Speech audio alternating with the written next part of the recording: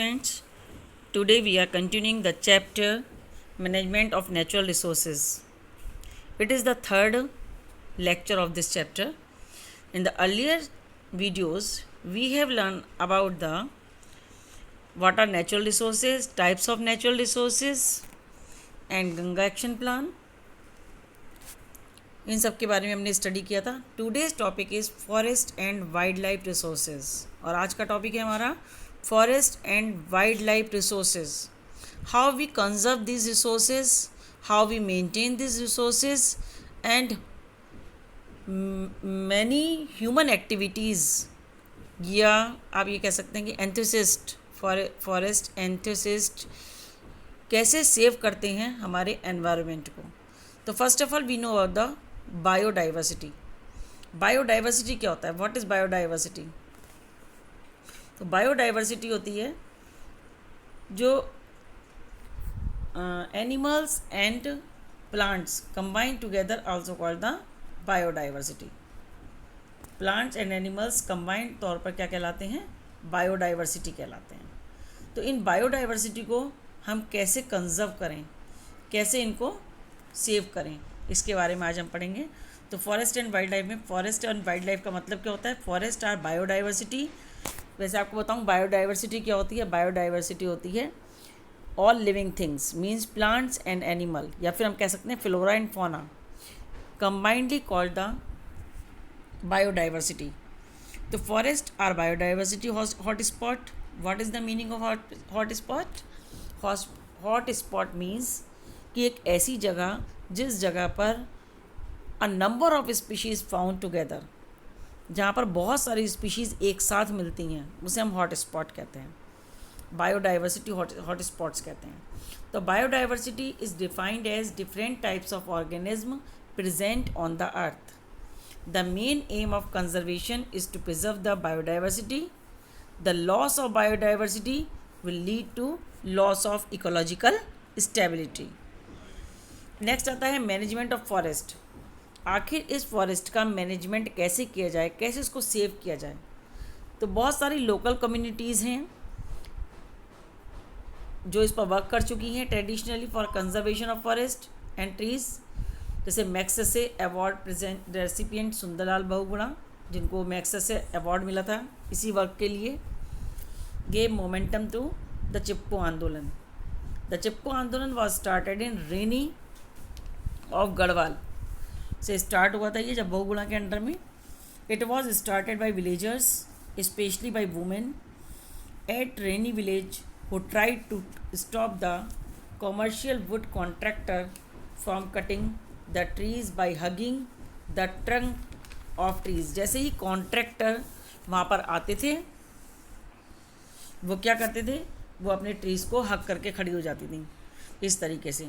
ठीक है कि पहले आप हमें काटेंगे, बाद में ट्रीज़ को काटेंगे. लेकिन एक अमृता देवी बिश्नोई हुई थी.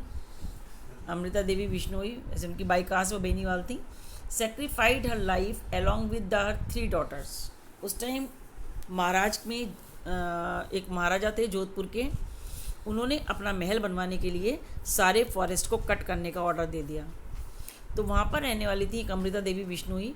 उन्होंने वहाँ की सारी जो वुमेन्स थी उनको कलेक्ट किया और उनको कलेक्ट करके उन्होंने फॉरेस्ट काटने से मना किया. लेकिन जो उनके सिपाही थे महाराजा के, वो पहुँचे महाराजा के पास.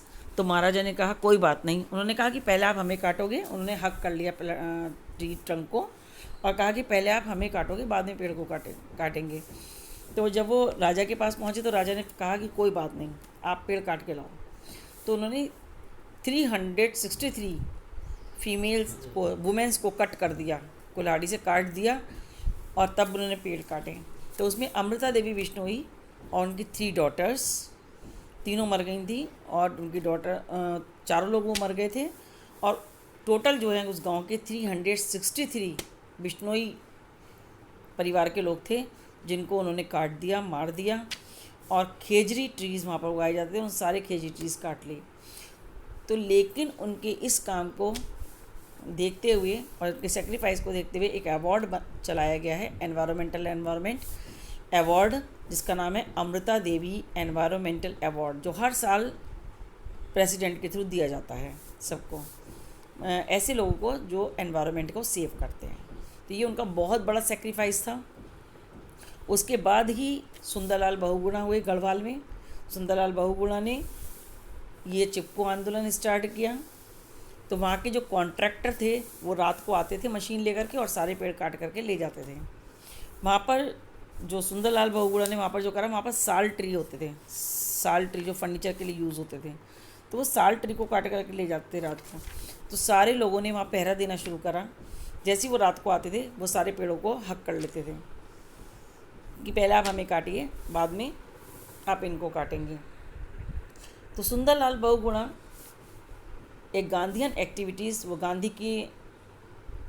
गांधी को मानने वाले थे, and philosopher was appealed to Mrs. Indira Gandhi and the then Prime Minister of India result in green felling ban। उन्होंने कहा कि ग्रीन पेड़ों को काटने पर बैन लगाया जाए।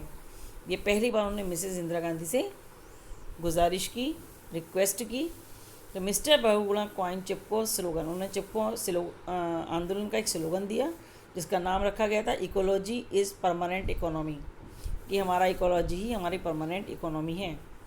मिस्टर चंडी प्रसाद भट्ट फिर आए उनके साथ, is another leader who encourage the development of local industries based on conservation and sustainable use of forest. इस तरीके से ये जो एनवायरमेंटल एक्टिविस्ट थे या नेचर एक्टिविस्ट थे या नेचर लवर थे, तो उन्होंने क्या करा, इस तरीके से हमारे फॉरेस्ट को बचाने के लिए कई आंदोलन चलाए। अब क्वेश्चन ये होता है कि मेथड ऑफ फॉरेस्ट कंजर्वेशन कैसे किया जाए। कंजर्वेशन आप जानते हैं, save the forest. One of the most common method of forest conservation is silviculture. Silviculture किसको कहते हैं? It is a method in which trees are grown and cultivated. इसमें नए ट्रीज को उगाया जाता है, उनको कल्टिवेट किया जाता है। सेकेंड है social forestry deals with the management and protection of the forest. Third is agroforestry.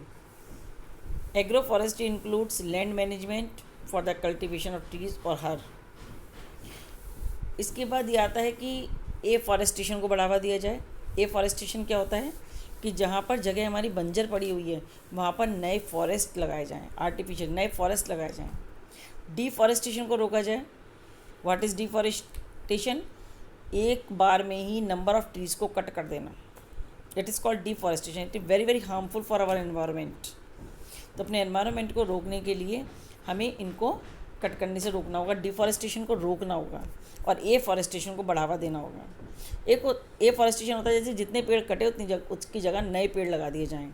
जैसे आपने देखा होगा कि हमारे शहर में जब रोड्स बनती हैं तो पुराने पेड़ कट जाते हैं, लेकिन उसकी जगह पर हम क्या करते हैं, नए पेड़ लगाते हैं। उसको कहते हैं रीफॉरेस्टेशन। रीफॉरेस्टेशन मतलब एक बार हमने पेड़ काटे तो उनकी जगह पर नए पेड़ लगाए भी। और एफॉरेस्टेशन जहाँ पर कुछ भी नहीं है वहाँ पर नया फॉरेस्ट बनाना, उसको एफॉरेस्टेशन कहते हैं। तो इस तरीके से हम कई तरीके से अपने फॉरेस्ट को कंजर्व कर सकते हैं। फिर आता है red data book. Red data book होती है, एक बुक है, it is a document for recording the list of the endangered and rare species of animals. जो स्पीशीज़ हमारी पूरी दुनिया में बहुत कम क्वांटिटी में रह गई हैं, जो बिल्कुल डेंजर में आने वाली हैं, या फिर रेयर स्पीशीज़ आर लेफ्ट, तो उनका नेम उसमें लिखा जाता है और उनको एक्स्ट्रा प्रोटेक्शन दी जाती है और उनकी ब्रीडिंग करा करके उनकी संख्या बढ़ाई जाती है। तो ऐसे नाम रेड डाटा बुक में नोट होते हैं। उनको एंडेंजर और रेयर स्पीशीज़ घोषित कर दिया जाता है, एनिमल्स की, प्लांट्स की, फंजाई की, as well as some local species also. तो आज के लेक्चर में यहीं तक होगा। नेक्स्ट लेक्चर में मैं कोल एंड पेट्रोलियम के बारे में और थोड़ा सा वाटर हार्वेस्टिंग वगैरह के बारे में बताएंगे और ये चैप्टर हमारा फिनिश हो जाएगा। Next video was the last video of this chapter. Okay, तो आज यहाँ तक ही।